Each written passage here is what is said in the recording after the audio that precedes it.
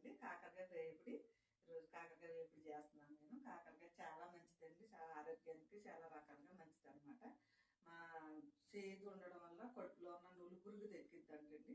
అలాగే షుగర్ ఉన్న వాళ్ళకి తగ్గిద్ది. షుగర్ రాకుండా కూడా నెలకు ఒకటికి 2 సార్లన్నా మనం కాకరకాయ తింటూ ఉండాలి. ఇప్పుడు ఏంటంటే తినే తిండికి మనకి షుగర్లు బీపీలు లేని వాళ్ళు ఉండట్లేదు. ఊరికి అదే ఆ మాటలే అనవలసి వస్తుంది. ఎందుకంటే ప్రపంచమే షుగర్లు బీపీలు అయిపోయినాయి కాబట్టి.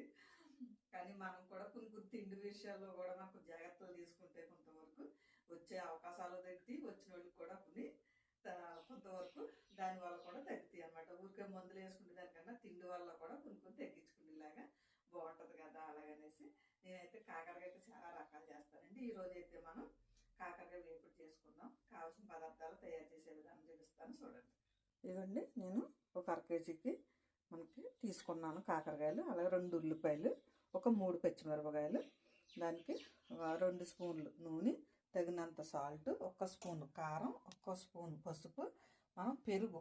ఈ పెరుగుని మనం ముక్కలు కట్ చేసుకుని పెరుగు సాల్ట్ ఉప్పు వేసుకుని ముక్కలు కొద్దిసేపు మనం పొయ్యి మీద ఉడకబెట్టుకోవడానికి పెరుగు కావాలన్నమాట. ఇది పెరుగు.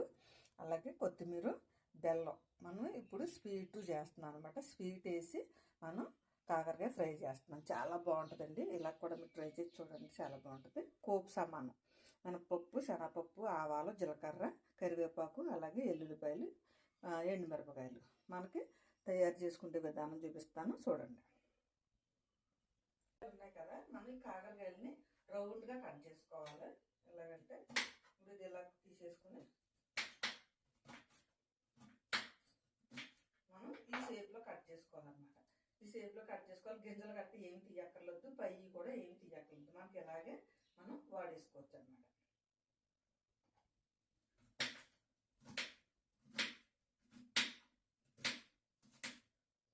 మొత్తం కాయలన్నీ మనం ఇలా కట్ చేసేసుకుందాం. ఇలా కట్ చేసేసుకున్నాం కదా. ఇప్పుడు మనం దాంట్లో వేసేసుకుని ఇవన్నీ నేను శుభ్రంగా కడిగేసి ఇవ్వానండి. మనకి ఈ పెరుగు ఉంది కదా, ఈ పెరుగు పోసేసుకుని ఇందులో కొంచెం మనం వాటర్ కూడా పోసుకోవాలి. ఇంకొక కప్పుడు వాటర్ పోతాం.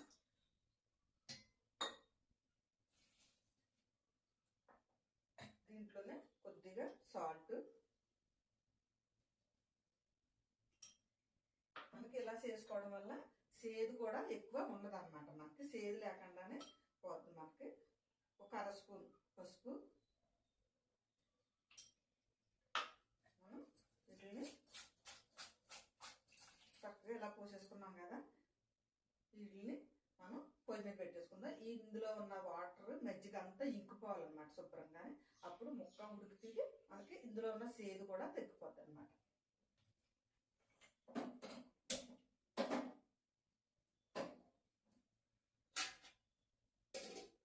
మొక్క పెట్టేసుకున్నాం. ఈ లోపల మనం ఉల్లిపాయలు కూడా కట్ చేసేసుకుందాం.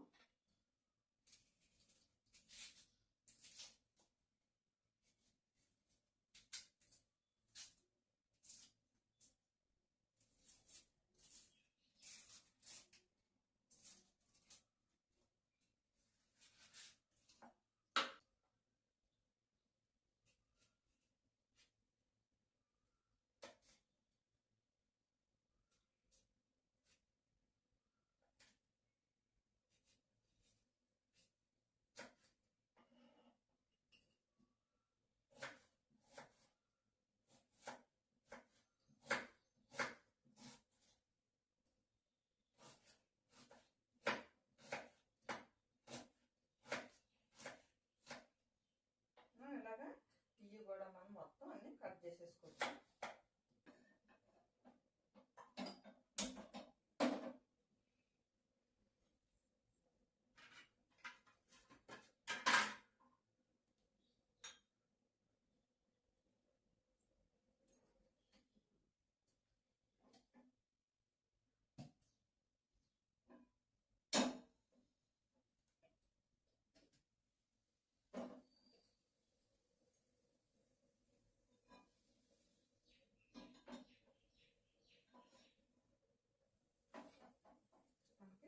నూనె కూడా మనం పోసేసుకుందాం. మీకు ఇవన్నీ చూపించాను కదా.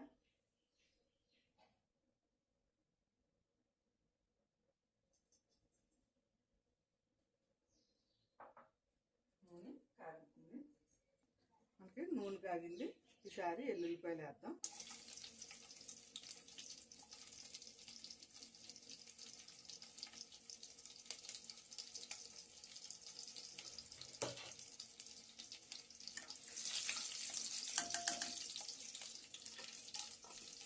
మినపప్పు, శనగపప్పు, ఆవాలు,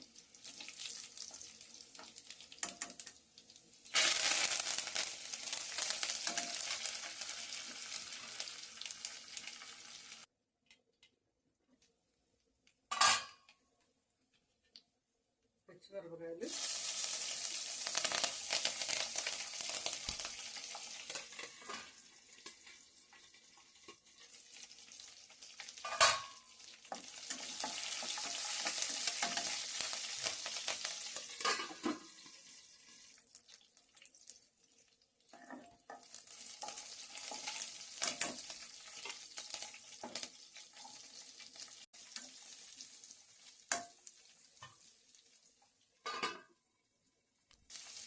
కొద్దిగా సాల్ట్,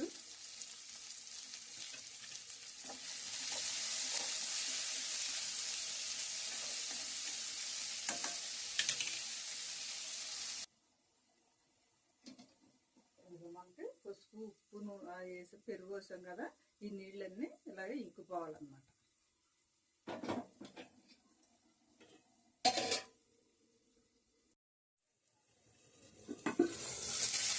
ఉల్లిపాయ అయితే వేగింది చక్కగాను.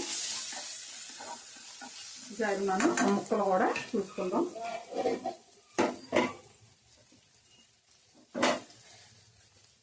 అంటే ఇది కూడా పెట్టేద్దాం. ఇందులో వాటర్ అంతా ఇంకిపోయింది. మనం ఇప్పుడు ఈ ముక్కల్ని వేసేసుకుందాం.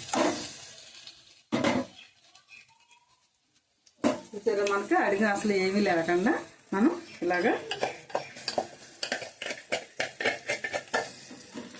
అంతా వేసేసుకుందాం.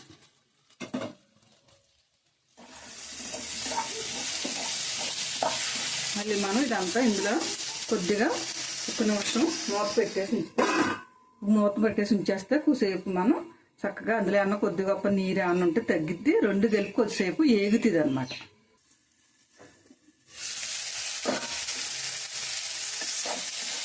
ఇది మనకి కొంత ఏగింది కదా, నూనెలో కూడా మనకి చక్కగా ఏగింది. సరే, ఇందులో ఉప్పు, కారం, పసుపు అన్నీ వేసేసుకుందాం.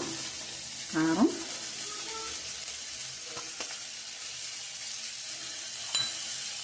పసుపు, కొత్తిమీర, సాల్ట్ మనం ఇందాక ఉల్లిపాయలోనే వేసాం, వాటిలోనే వేసాం, చూసుకుని వేసుకుందాం.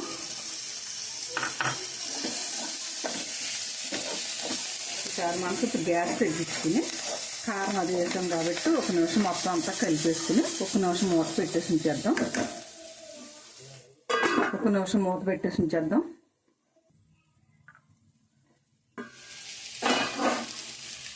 బెల్లం మీ ఆప్షనల్ అండి. బెల్లం వేసుకుంటే బాగుంటుంది, బెల్లం లేకపోయినా బాగానే ఉంటుంది. మరి మీకు ఇష్టమైతే వేసుకోండి, లేకపోతే లేదు. వేసినా బాగానే ఉంటుంది, వేయకపోయినా బాగానే ఉంటుంది. ఇదైతే మాకైతే బెల్లం వేసుకుని చేసుకోవడం అంటే ఇష్టం. ఇలాగా అందుకు మరో నేను బెల్లం వేసి చేస్తున్నాను.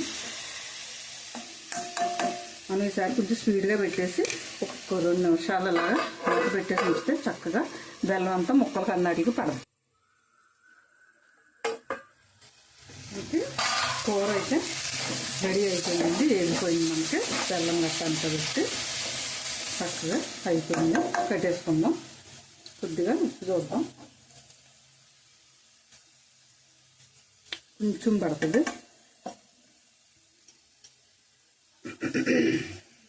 మనం కొంచెం చేతితో వేసుకోవాలి, ఎందుకంటే మనకి ఫ్రై కదా, ఒకేసారి పడితే మళ్ళీ అది అంతటా అవ్వదు. ఇలాగైతే మనకి అంతటికి పెట్టేస్తున్నాను. కొద్దిగా కొత్తిమీర కూడా వేసుకుందాం. బౌల్లో వేసుకుందాం.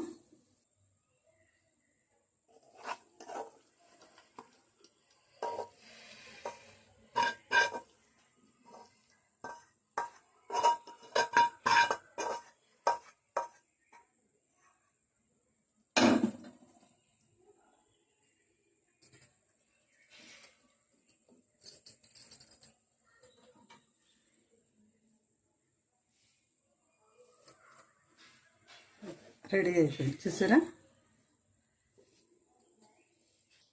ఇదిగోండి కాకరకాయ వేపుడు అనమాట. చూపించాను కదంటే కావాల్సిన పదార్థాలు తయారు చేసే విధానం మీరు కూడా ఎలా తయారు చేసుకుని వండుకుని చూడండి, చాలా బాగుంటుందండి.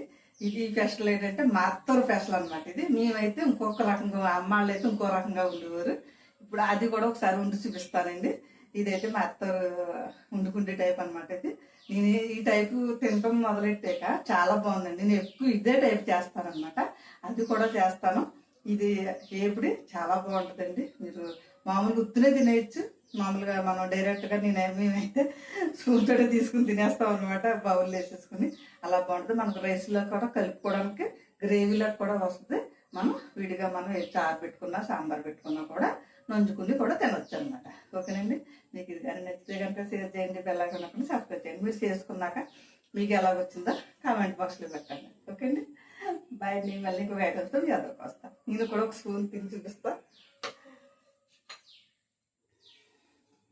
ప్రత్యేకంగా సలాడ్ పెట్టుకున్నా.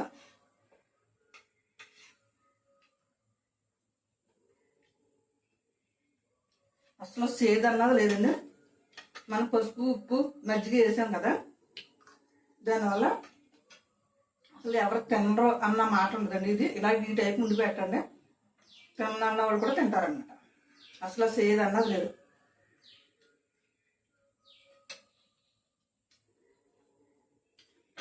చాలా బాగుందండి. మీరు కూడా వండుకుని తినండి. ఓకే అండి. బాయ్ అండి.